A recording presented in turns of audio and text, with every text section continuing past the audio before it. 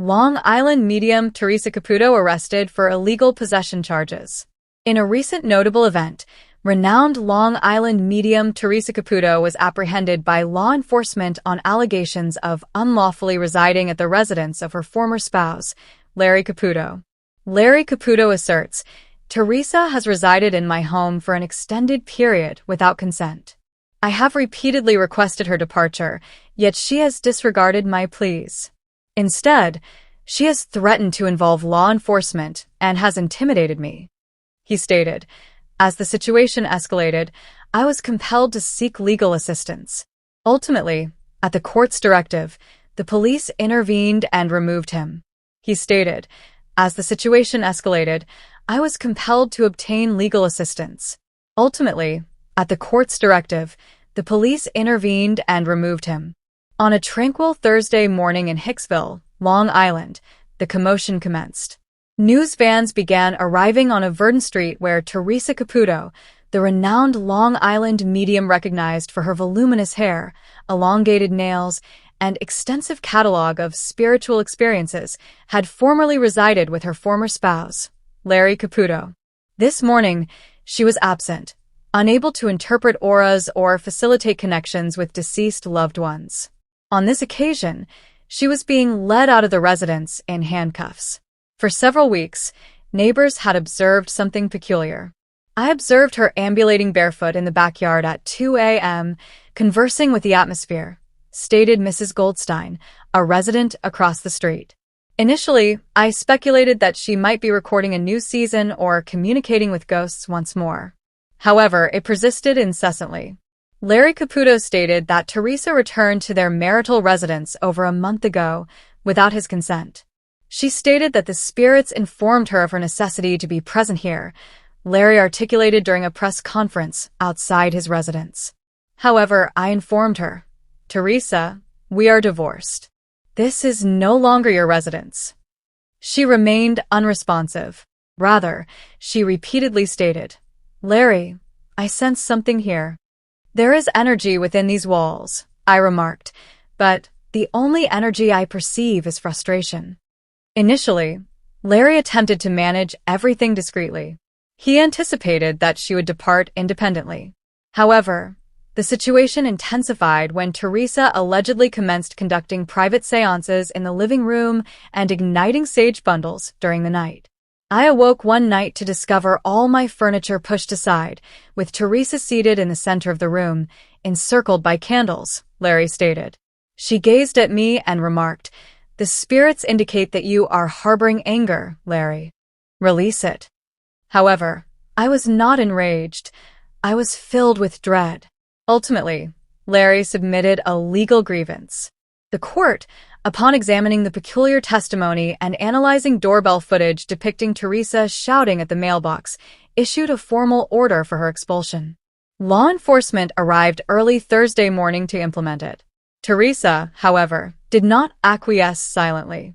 She informed the authorities, "You do not comprehend.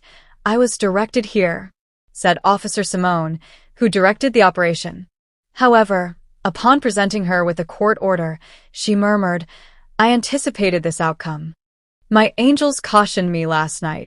Fans were astonished when TMZ disseminated the clip of Theresa being escorted away in a juicy couture tracksuit, blowing a kiss to the cameras. Online arguments intensified. Some contended she had overstepped, while others asserted she was experiencing spiritual misinterpretation. Subsequently, Theresa's publicist issued a statement. "Ms. Caputo possesses a profound connection to the surrounding energy. Although she acknowledges the court's ruling, she asserts that her presence at the residence was spiritually imperative. She requests her admirers to include her in their prayers and to maintain their energies positive and kind." Concurrently, Larry is allegedly altering the locks and implementing a motion detector that notifies him of psychic activity. "I once loved her," he stated. However, even affection cannot rival an individual who believes your kitchen is possessed by the spirit of your Uncle Frank. Nonetheless, on a foggy Sunday morning in Sayville, Long Island, the aroma of fresh bagels and roasted coffee beans permeated the atmosphere. In a charming cafe named Brood Awakening, a small assembly of individuals gathered around a corner table. They sought not merely a caffeine fix, but an unforgettable experience.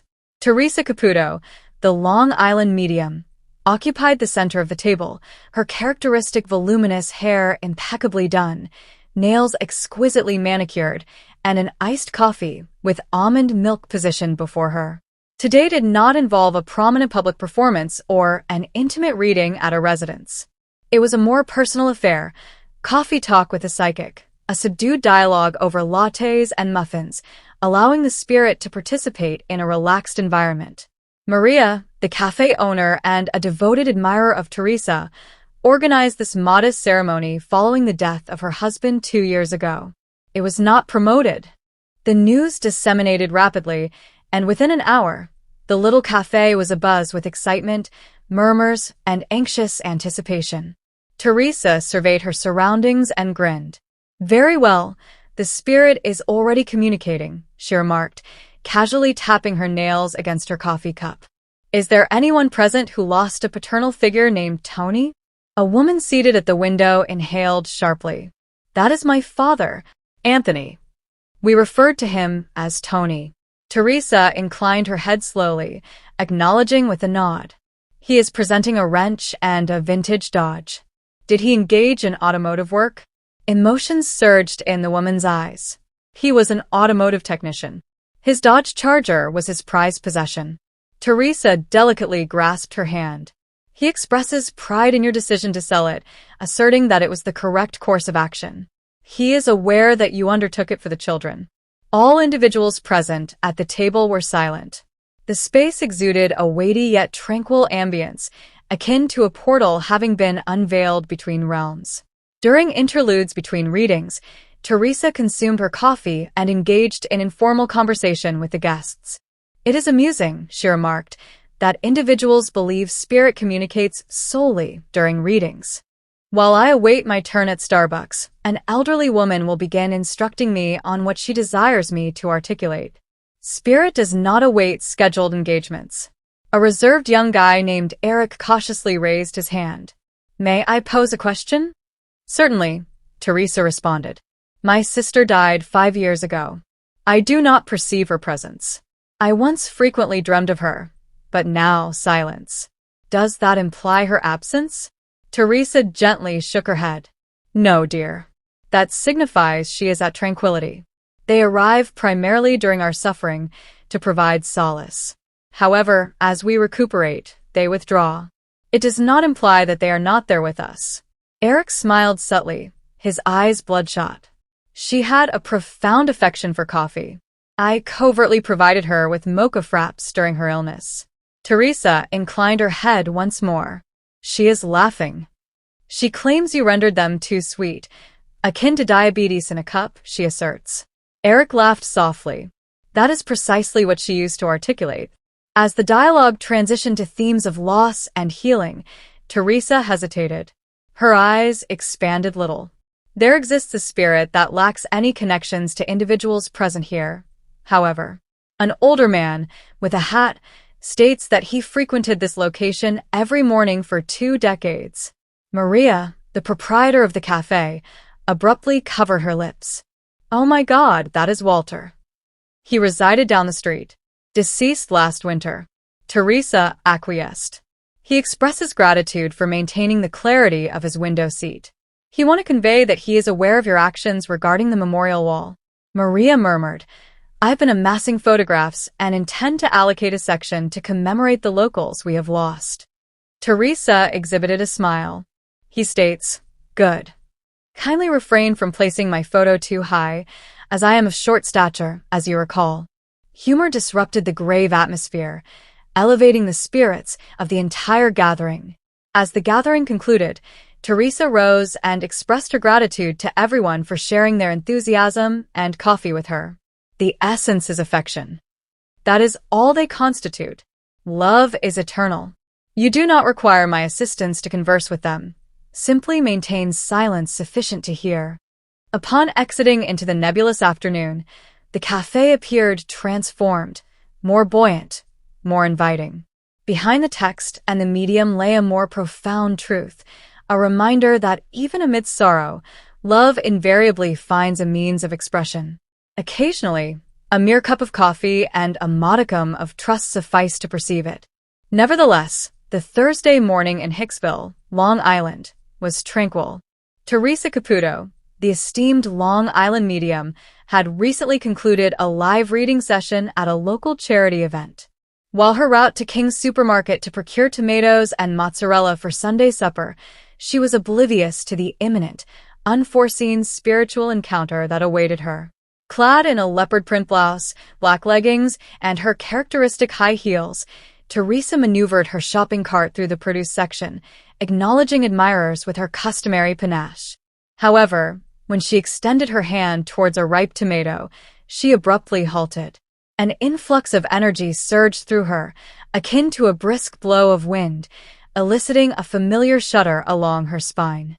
"Oh dear," she murmured, grasping her chest.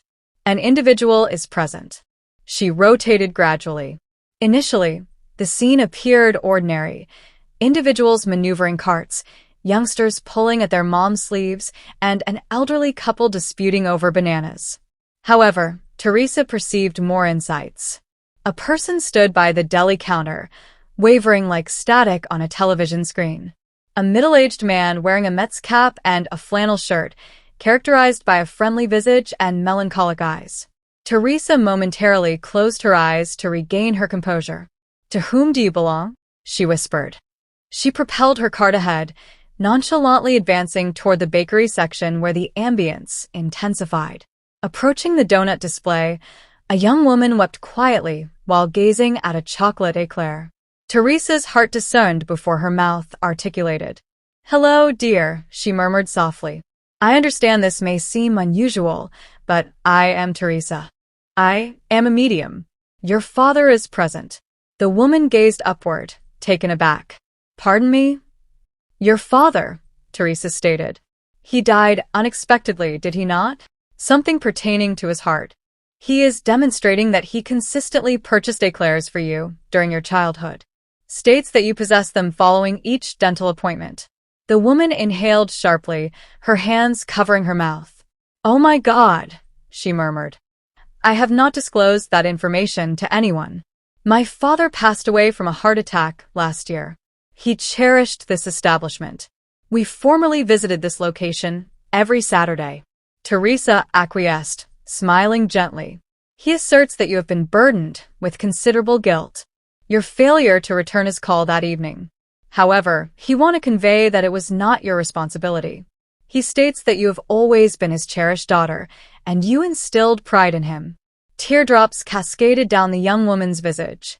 Other people began to see the emotional interaction, with some quietly recording it while others were brought to tears. Theresa stated, "He also informed me that you are contemplating a move to Boston, yet you are apprehensive about relinquishing the memories. He instructs to proceed. Create new memories. He will accompany you at every stage." The woman acquiesced, weeping now.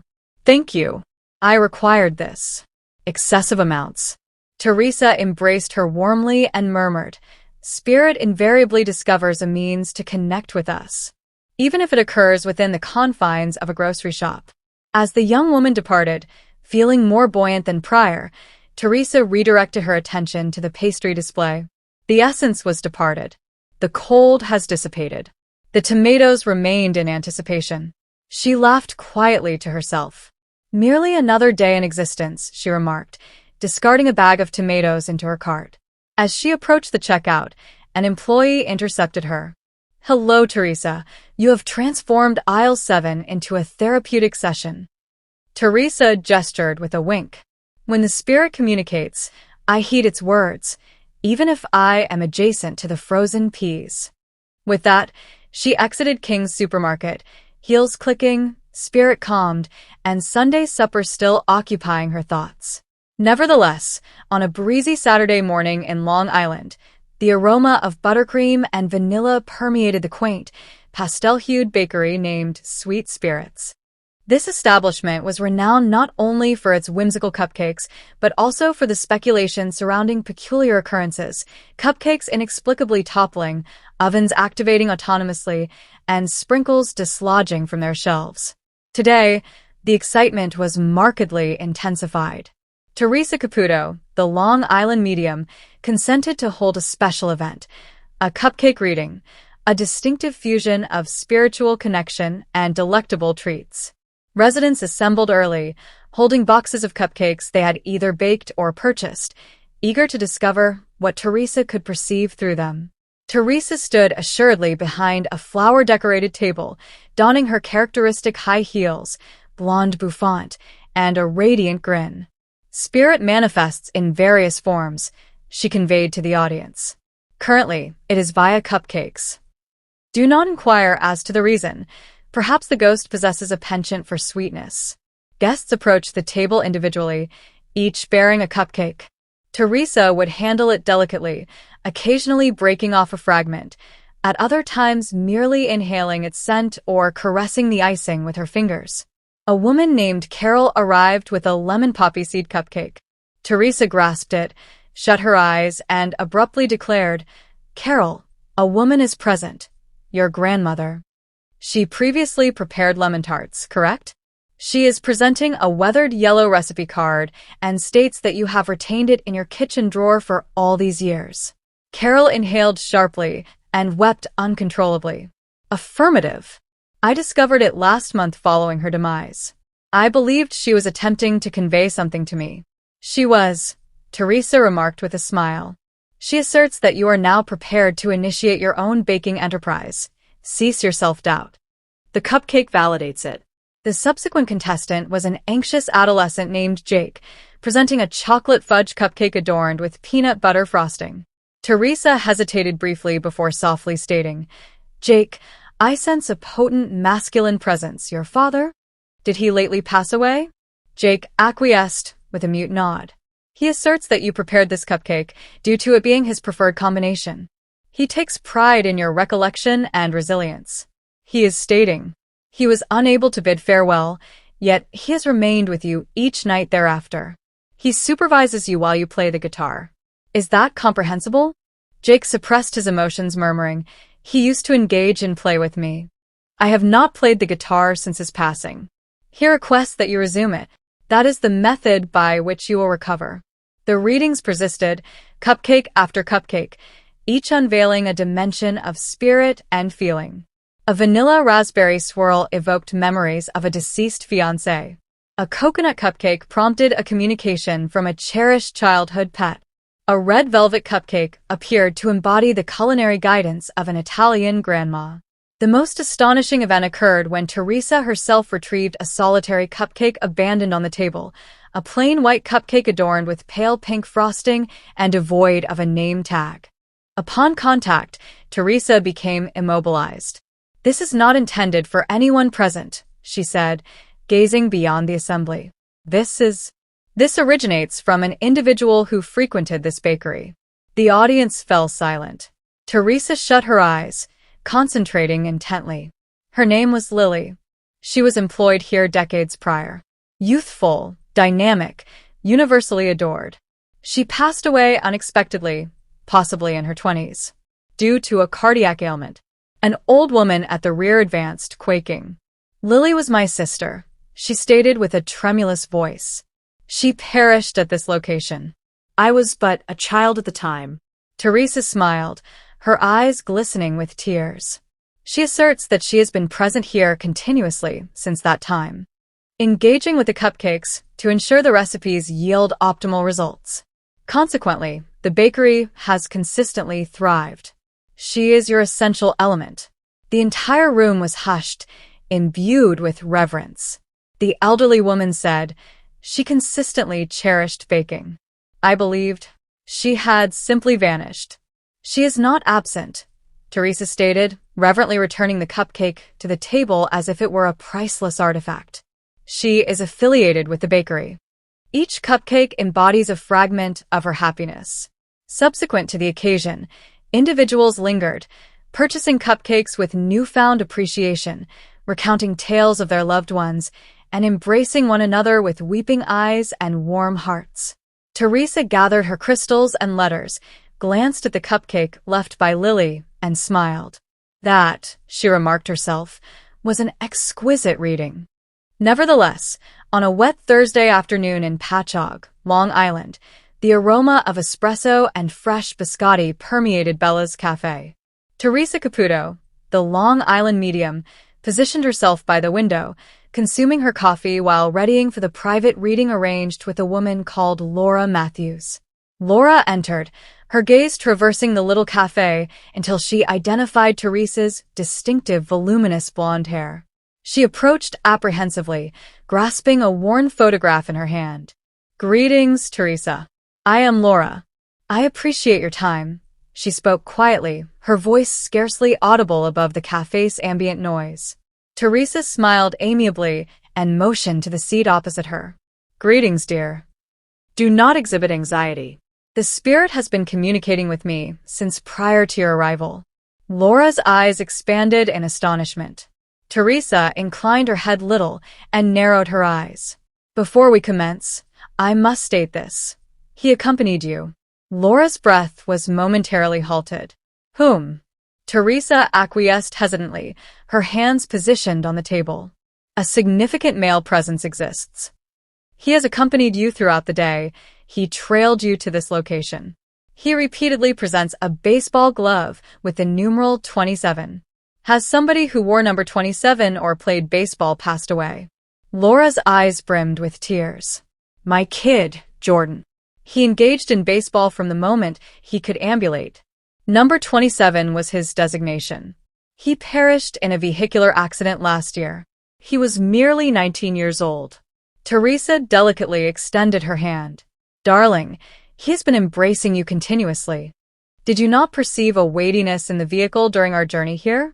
Is there a sensation of pressure in your chest?" Laura acquiesced. "Affirmative. I believed it was a panic attack." "No, dear," Theresa replied gently. "That was he. That individual was your son. He was indicating his presence. He often states, 'Mom, I accompanied you.' He requests that I express gratitude for your continued placement of his glove on the shelf. He perceives it." Laura wept, extracting the photos from her bag. "I place it adjacent to his glove." Theresa smiled with tearful eyes. "He asserts that you must cease attributing blame to yourself. You often contemplate the potential outcomes had you advised him to remain at home that evening." Laura nodded once again, weeping more intensely now. "He asserts, 'It was not your fault, mother. I made my own decision. Cease inflicting harm upon yourself. I am at peace now.' He wants for you to embrace life once more. He expresses a desire to witness your smile when you discuss him. Do not weep." The cafe receded into the background as Theresa persisted with her reading. Messages circulated, shared humor, overlooked birthdays, and the profound yet simple reassurance. He was present. Upon the conclusion of the reading, Laura rose and embraced Theresa fervently. "Thank you. I was unaware of the extent to which I required this information until this moment." Theresa exhibited a smile. "You are welcome, dear. And recall, during your next conversation with him, communicate as if he is present, due to his nature." Upon Laura's departure from the cafe, the rain ceased. A ray of sunlight penetrated the clouds, illuminating the hood of her automobile. Laura gazed upward and murmured, "I love you, Jordan." At that moment, she was definitely aware he accompanied her. Greetings, esteemed viewers. Welcome to my channel. I am Mina, and I hope your day is going exceptionally well. If you like the video, please remember to subscribe to the channel.